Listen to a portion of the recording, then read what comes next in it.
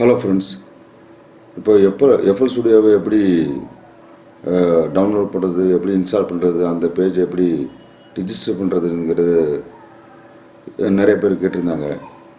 இப்போ இந்த இமேஜிலைன்னு ஒரு வெப்சைட் இருக்குது. இந்த இமேஜிலைன் வெப்சைட்டு போனோம்னாக்கா இந்த மாதிரி ஆப்ஷன் வரும். இதில் நம்ம லாகின் பண்ணணும். ஃபஸ்ட்டு போகும்போது லாகின் பண்ண சொல்லணும். லாகின் பண்ணணும். நம்ம ஒரு லாகின் பண்ணிட்டோம்னா அதில் இந்த ஆப்ஷன்லாம் இருக்குது. எஃப்எல் ஸ்டுடியோவில் என்னென்ன பொருள் விற்கிறாங்க, என்னென்ன ப்ளக்கின்ஸ் இருக்குது, கான்டாக்ட் பண்ணுறதுக்கு என்ன செய்கிறது, கம்பெனியில் என்ன இருக்குது, எல்லாமே பொருள். ஷாப்னால் நம்ம பர்ச்சேஸ் பண்ணணும்னா இதுக்குள்ளே போகணும். சப்போர்ட்னா டுட்டோரியல்ஸு, ஃபார்ம்ஸு, வீடியோ டுட்டோரியல் எல்லாமே இருக்குது. நாலேஜ் பேஸாக நம்ம கேட்குறதெல்லாம் இதில் கொஸ்டின் ஆன்சர் கேட்டுக்கலாம். ஃபேக் இருக்குது, டிக்கெட் சப்போர்ட் இருக்குது, ரிஜிஸ்டர் மை சீரியல்ஸ் அப்படின்னா இருக்குது. நம்ம ஒரு ஃபஸ்ட்டு டவுன்லோட் பண்ணி அதை இன்ஸ்டால் பண்ண முன்னாடி இந்த ரிஜிஸ்ட்ரேஷனுக்கு போய் ரிஜிஸ்ட்ரேஷன் பண்ணலாம். இல்லைனாலும் அப்போ நீங்கள் இதை பர்ச்சேஸ் பண்ணும்போதே லாகின் பண்ணி தான் பர்ச்சேஸ் பண்ண முடியும். பர்ச்சேஸ் பண்ணுறதுக்கு முன்னாடி இது ஒரு அக்கௌண்ட்டு நீங்கள் ஓப்பன் பண்ணணும். அதில் இந்த இமேஜினைனில் ஒரு அக்கௌண்ட் ஓப்பன் பண்ணணும்.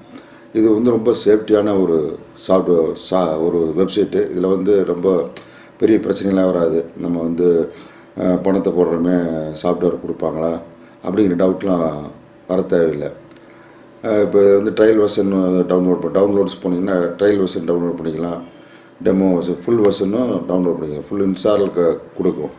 இப்போ இதை ஓப்பன் பண்ணிங்கன்னா இதில் எதை வேணால் நம்ம கிளிக் பண்ணோம்னாக்கா FL studio demo version full version download ஆயிரும். டவுன்லோட் ஆன பின்னாடி நம்ம இந்த மை அக்கௌண்ட்டுன்னு இருக்கும். இது முதல்ல நம்ம ரிஜிஸ்டர் பண்ணால் தான் இந்த டவுன்லோடே பண்ண முடியும். ஃபஸ்ட் எடுத்தோன்னே இமேஜினைன் போய் லாகின் பண்ணி நம்ம ஒரு அக்கௌண்ட் ஓப்பன் பண்ணிக்கணும். ஓப்பன் பண்ண பின்னாடி தான் அது டவுன்லோட் பேஜே நமக்கு கிடைக்கும். அப்போ அதை டெமோ டவுன்லோட் பண்ணிட்டு இப்போ நம்ம டவுன்லோட் பண்ணி வச்சுருக்கோம்னா அது அன்லாக் நம்ம வந்திருக்கிறது டெமோவாக தான் நம்மகிட்ட வந்திருக்கோம். அது ரிஜிஸ்டர் பண்ணோம்னா அன்லாக்னு ஒன்று இருக்குது. இந்த இடத்துல இருக்குது. இதை கிளிக் பண்ணோம்னா நமக்கு ஒரு பேஜ் வரும். இப்போ என்னென்னா இந்த டெமோ வெர்ஷனை ஒரிஜினல் வெர்ஷனாக மாற்றுறதுக்கு. இப்போ சப்போஸ் நமக்கு ஒரு எரர் ஆயிடுச்சு, கம்ப்யூட்டரில் ஏதோ ஒரு எரர் ஆயிடுச்சு, திரும்ப நம்ம ரீஇன்ஸ்டால் பண்ணால் திரும்ப அதை டவுன்லோட் பண்ணி திரும்ப நம்ம அன்லாக் பண்ணும்போது இந்த பேஜ் நமக்கு தேவைப்படும். மை அக்கௌண்ட்டுக்கு போய் இதில் இந்த இடத்துல கொடுத்துருக்காங்க. இந்த இடத்துல பார்த்தீங்கன்னா இந்த இடத்த கிளிக் பண்ணோம்னா ஒரு கீ நமக்கு டவுன்லோட் ஆகும். இவங்க நம்பர்ஸ் எல்லாம் கொடுக்க மாட்டாங்க. ஒரு கீ டவுன்லோட் ஆகும். அதை அப்படியே கம்ப்யூட்டரில் வச்சு ரைட் கிளிக் பண்ணிங்கன்னா மெர்ஜின்னு வரும். மெர்ஜை கிளிக் பண்ணிங்கன்னா ஆட்டோமேட்டிக்காக எஃப்எல் ஸ்டுடியோ ஃபுல் வெர்ஷன் நமக்கு கிடச்சிரும். இது மாதிரி இந்த வெப்சைட்டில் ஹோமு, பர்சனல் டேட்டா, நம்ம பேர் என்ன, நம்ம இமெயில் அட்ரஸ் எல்லாமே இருக்கும். இதில் என்னென்ன நம்ம மை லைசன்ஸ்னு ஒன்று இருக்குது. இதில் என்னென்ன நம்ம ப்ராடக்ட் நம்ம வாங்கியிருக்கோம் இதெல்லாம் இருக்கும். ஒவ்வொன்று அதை நான் சேஞ்ச் பண்ணால் நம்ம இப்போ என்னோடய இமெயில் அட்ரஸை சேஞ்ச் பண்ணால் பண்ணிக்கலாம்.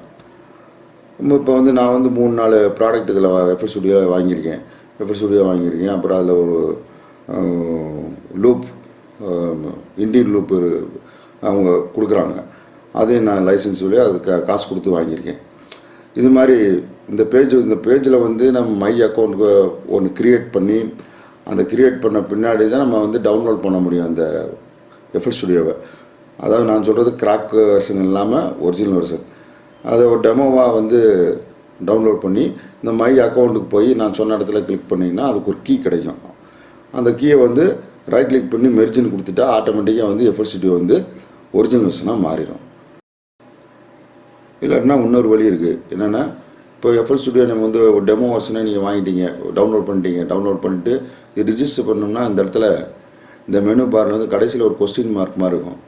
அந்த கொஸ்டின் மார்க்கை பண்ணிங்கன்னா உங்களுக்கு என்னென்ன ஹெல்ப் வேணுமோ அது பூரா அந்த சப்போர்ட்டு, என்னென்ன சப்போர்ட் இமேஜிலேருந்து என்னென்ன சப்போர்ட் வேணுமோ அது எல்லாமே வரும். பார்த்தீங்கன்னா ரிஜிஸ்டர் பண்ணுறதுக்கு, ஆக்சஸ் பண்ணுறதுக்கு வெப்சைட் இருக்குது. இதுதான் நான் சொன்ன லாகின் பேஜ். இந்த லாகின் பேஜில் போய் ஒரு அக்கௌண்ட் ஓப்பன் பண்ணிக்கிட்டிங்கன்னா இப்போ ஏற்கனவே நான் ஓப்பன் பண்ணியிருக்கேன்.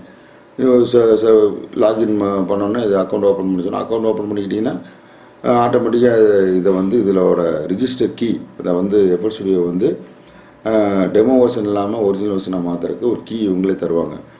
அது சும்மா ஒரு வின்னாப் மீடியா ஃபைல் மாதிரி இருக்கும். அதை ரைட் கிளிக் பண்ணி மெர்ஜ் கொடுத்துட்டோம்னா